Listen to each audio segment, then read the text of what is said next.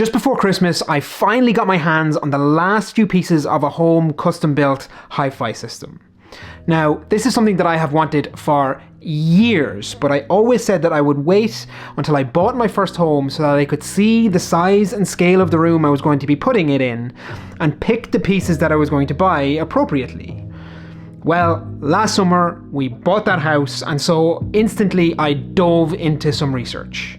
If you're not into audio equipment, let me just tell you that the choices are endless.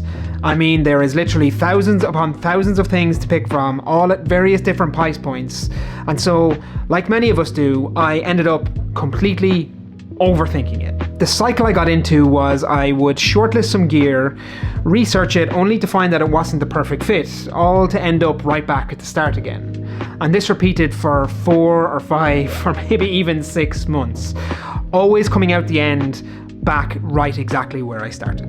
And this is the exact topic of this video.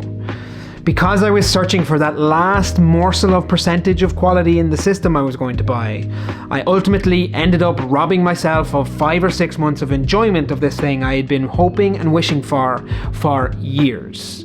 And honestly, it wasn't worth it. Life is full of decisions like this, where the sheer number of options in front of us can become completely overwhelming. And ultimately what most of us end up doing is convincing ourselves that the only way to move forward is to find the perfect one.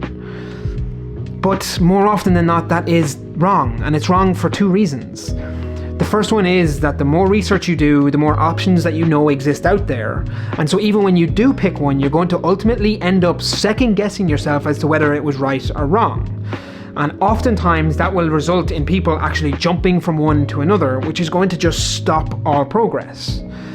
But more importantly than that, the second reason why this is a bad idea is because the longer you spend researching, the less time you spend taking action. And all you're doing is delaying the joy that comes from actually getting the thing itself. So stop looking for the perfect solution and just make the fucking decision. Have a great week, folks.